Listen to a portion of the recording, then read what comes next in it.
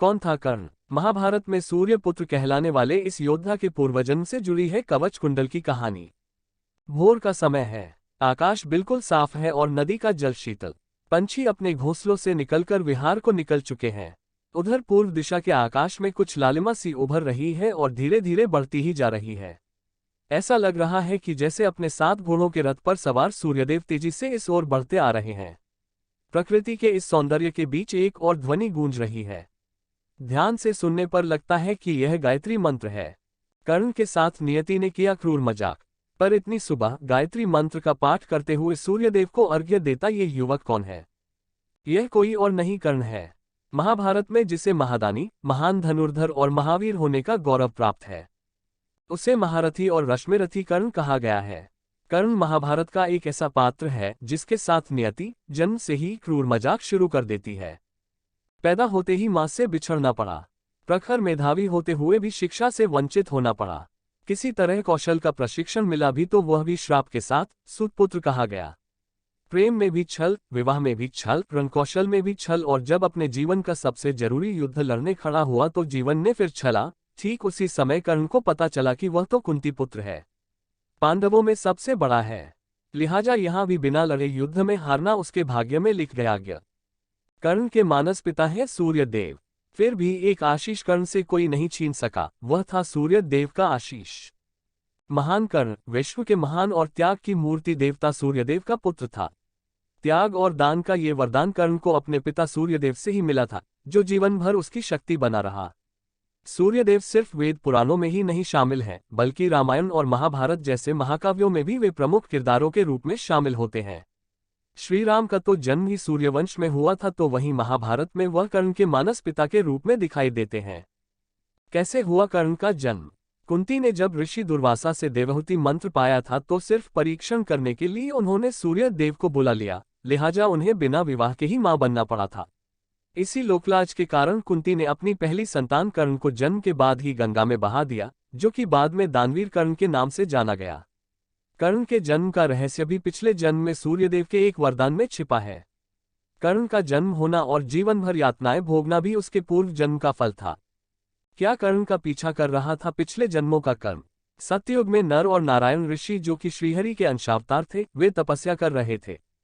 दुरदुम दम्भद्भवा नाम के एक राक्षस को वरदान था कि उसका वध वही कर सकता है जिसने 1000 साल तप किया हो। राक्षस को सूर्य देव ने 100 कवचों और दिव्य कुंडल का वरदान भी दे रखा था। जो भी उसका एक कवच भी तोड़ता उसकी भी मृत्यु हो जाती। दुरदुम के अत्याचार से परेशान देवता विष्णु जी के पास गए तो उन्होंने सभी को नर नारायण के पास भेज दिया। नर नारायण ने देवताओं की बात सुनी और उनकी सहायता का वचन दिया। नर नारायण की कथा। राक्षस से युद्ध शुरू हुआ। पहले नर ने युद्ध किया, नारायण तपस्या करते रहे। कई दिन तक युद्ध के बाद नर ने राक्षस का कवच तोड़ दिया और नर की भी मृत्यु हो गई। इस पर नारायण उठे और तपस्या के फल से नर को जीवित कर दिया। अब नर ने तपस्या शुरू की और नारायण युद्ध करने लगे।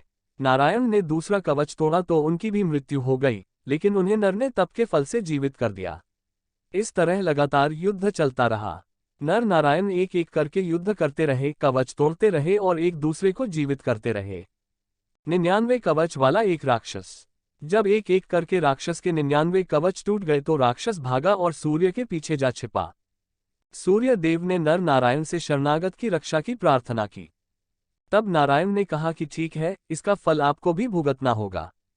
अब ये राक्षस आपके तेज से द्वापर में जन्म लेगा और यही कवच कुंडल तब भी इसके पास रहेंगे, लेकिन मृत्यु के समय काम नहीं आएंगे। कवच कुंडल के साथ जन्मा कर्ण वही राक्षस था, लेकिन इस पर युद्ध से ठीक पहले इंद्र उससे कवच कुंडल दान में मांग ले गए। लिहाजा कवच रहा नहीं और अर्जुन की रक्षा हो गई। वरदान के अनुसार अगर अर्जुन कर्ण का कवच तोड़ देता तो उसकी भी मृत्यु हो जाती। वैसे सूर्यदेव ने भी कर्ण की रक्षा की बहुत कोशिश की थी।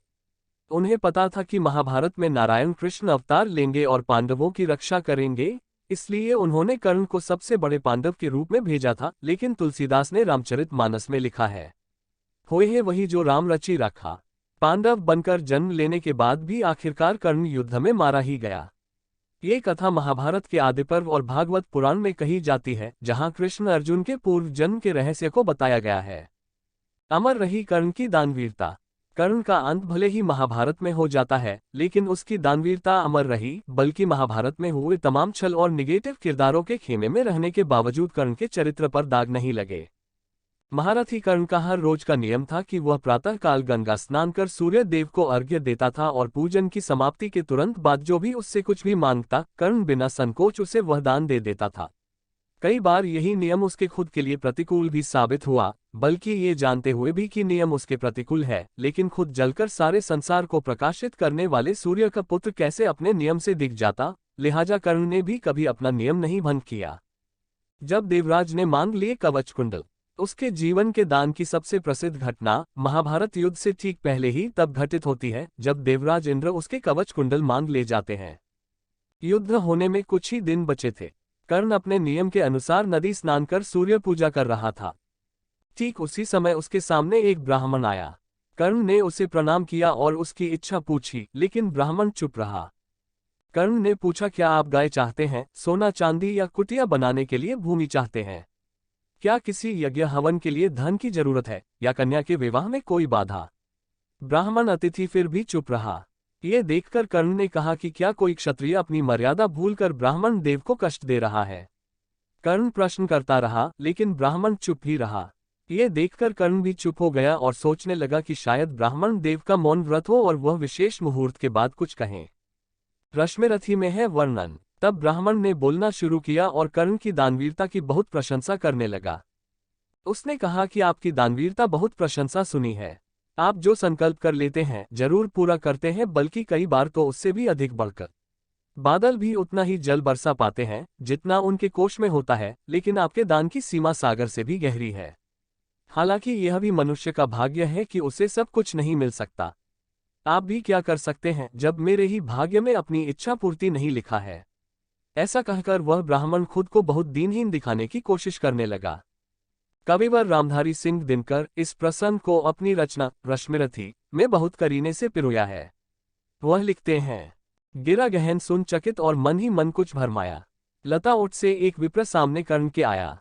कहा कि जय हो, हमने भी है सुनी सुकीर्ति कहानी। नहीं आज कोई त्रिलोक में कहीं आपसा दानी। ऐसा है तो मनुज लोक निश्चय आदर पाएगा। स्वर्ग किसी दिन भीख मांगने मिट्टी पर आएगा। किंतु भाग्य है बलि, कौन किससे कितना पाता है। ये लेखा नर के ललाट में ही देखा जाता है। भली भांति कसकर दाता को बोला नीच भिखारी। धन्य धन्य राधेय दान के अति अमोघ व्रतधारी। ऐसा है औदार्य, तभी तो कहता हर याचक है। महाराज का वचन सदा सर्वत्र क्रियावाचक है। भला कौन सी वस्तु आप मुझ नश्वर से मांगेंगे, जिसे नहीं पाकर निराश हो अभिलाषा त्यागेंगे। गो धरती धन धाम वस्तु जितनी चाहे दिलवा दूं। इच्छा हो तो शीश काटकर पद पर यही चढ़ा दूं। या यदि साथ लिया चाहे जीवित सदेह मुझको ही, तो भी वचन तोड़कर हुआ नहीं विप्र का द्रोही। चलिए साथ चलूंगा मैं साकल्या आपका ढोते। सारी आयु बिता दूंगा चरणों को धोते धोते। कर्ण की ये शपथ सुनकर ब्राह्मण ने धीरे से कहा, मुझे आपके कवच कुंडल चाहिए।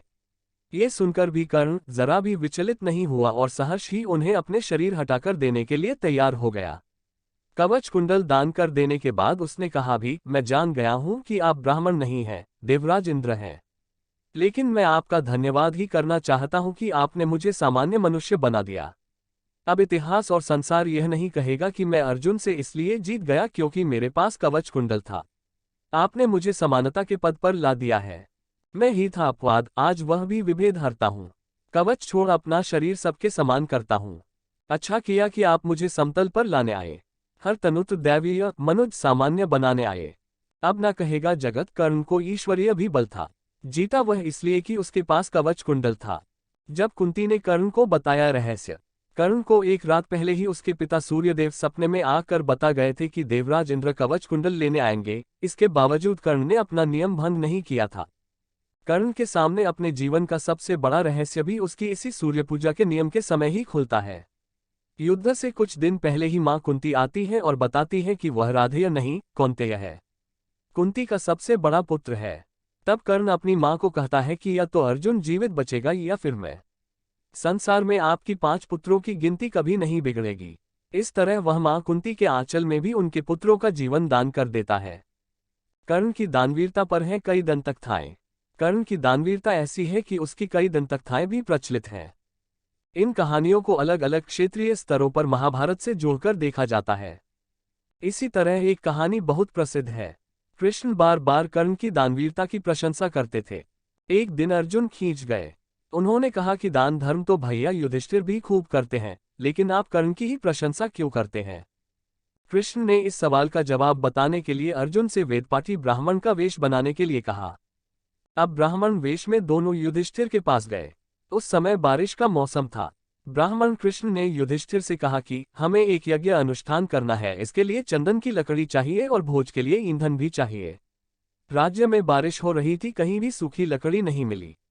तब युधिष्ठिर ने अपने सैनिकों को आदेश दिया कि जहां वर्षा न हो रही हो, वहां से चंदन और जलावन की लकड़ियां लाकर ब्राह्मणों को दी जाएं। ऐसा आदेश देने के बाद उन्होंने ब्राह्मणों से कुछ समय बाद आने को कहा। कृष्ण अर्जुन ने ली कर्ण की परीक्षा। अर्जुन ने कहा, देखा आपने भैया कितने दानी हैं। एक साधारण ब्राह्मण के लिए अपने सैनिक दौड़ा दिए। कृष्ण ये सुनकर बस मुस्कुरा दिए। आगे इसी ब्राह्मण वेश में वे कर्ण के पास गए और वही मांग दोहराए। कर्ण ने देखा कि बारिश हो रही है, ऐसे में सूखी लकड़ियां मिलना मुश्किल था। उसने अगले ही पाल अपना धनुष उठा लिया और देखते ही देखते महल के खिड़की, दरवाजे, पलंग आदि सब तोड़ डाले और लकड़ियों का एक बड़ा ढेर लगा दिया। कर्ण ने कहा कि अभी सूखी लकड़ियां मिलना मुश्किल है।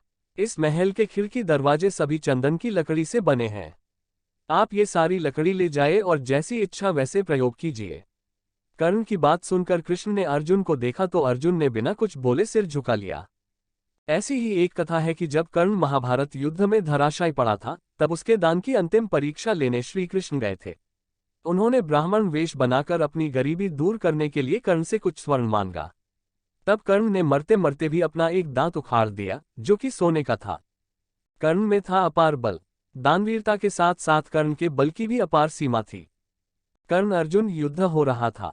अर्जुन अपने एक बाण के प्रहार से कर्ण के रथ को कई हाथ पीछे धकेल देता था, जबकि कर्ण जब अर्जुन के रथ पर वार करता तो वह 3-4 अंगुल ही पीछे जा पाता। इसके बावजूद कृष्ण लगातार कर्ण के बल की प्रशंसा कर रहे थे और अर्जुन से बार बार कह रहे थे कि और प्रयास करो। इस पर अर्जुन पूछता है कि कर्ण तो हमारे रथ को जरा सा ही हिला पाता है और आप उसकी प्रशंसा कर रहे हैं। तब कृष्ण कहते हैं कि अर्जुन, तुम्हारे रथ पर धर्म है, ध्वजा पर चिन्ह रूप में खुद वीर हनुमान है, जो साक्षात रुद्र हैं। तुम खुद इंद्र के अवतारी हो और इन सब के साथ तीनों लोकों, 14 भवनों और सभी कालों का भार लिए मैं खुद बैठा हूँ। इसके बावजूद वह कर्ण तुम्हारे रथ को 4 अंगुल पीछे धकेल देता है। क्या इस सामर्थ्य को तुम कम आंकते हो? युद्ध समाप्त होते ही क्यों भस्म हो गया अर्जुन का रथ? कहते हैं कि युद्ध समाप्त होने के तुरंत बाद कृष्ण रथ सहित अर्जुन को लेकर एक सुनसान जगह पहुंचे और अर्जुन को जल्द ही रथ से कूदने के लिए कहा। इसके तुरंत बाद कृष्ण भी उतरे। जैसे ही कृष्ण रथ से हटे, एक भयंकर विस्फोट के साथ रथ में आग लग गई और वह भस्म हो गया। अर्जुन ये देखता ही रह गया। तभी वहां हनुमान जी प्रकट हुए और केशव से क्षमा मांगने लगे कि वह रथ को केवल इतने दिन ही संभाल सके, क्योंकि यह रथ टूट गया था। तब अर्जुन ने कहा, रथ टूट गया था, ये तो अभी भस्म हुआ, पहले तो ठीक था। तब हनुमान जी ने कहा कि नहीं पार्थ, ये रथ कर्ण से युद्ध के समय अपने 16वें दिन ही टूट गया था। जब कर्ण ने आप पर प्रहार किया था और केशव ने रथ को झुकाकर आपको बचाया था, तब वह तेजपुंज वाला बाण रथ से टकरा गया था। तब से मैं इसे श्रीराम की इच्छा से थामे हुए था। आज युद्ध समाप्त होते ही रथ भस्म हो गया। ये थी कर्ण की वीरता, उसकी दानशीलता और उसके सूर्यदेव का अंश होने का प्रभाव। कर्ण ने गायत्री मंत्र को सिद्ध कर लिया था। देवी गायत्री का यह मंत्र असल में सूर्यदेव का ही मंत्र है, जो हमें सत्मार्ग पर चलने की प्रेरणा देता है। इस मंत्र को ऋषि विश्वामित्र ने प्रकट किया था और उन्होंने सूर्यदेव की आभा में ही गायत्री देवी को पहचाना था। कर्ण की यह कथा मानवता के लिए प्रेरणा है और युगों युगों तक मनुष्यों को परहित के लिए प्रेरित करती रहेगी।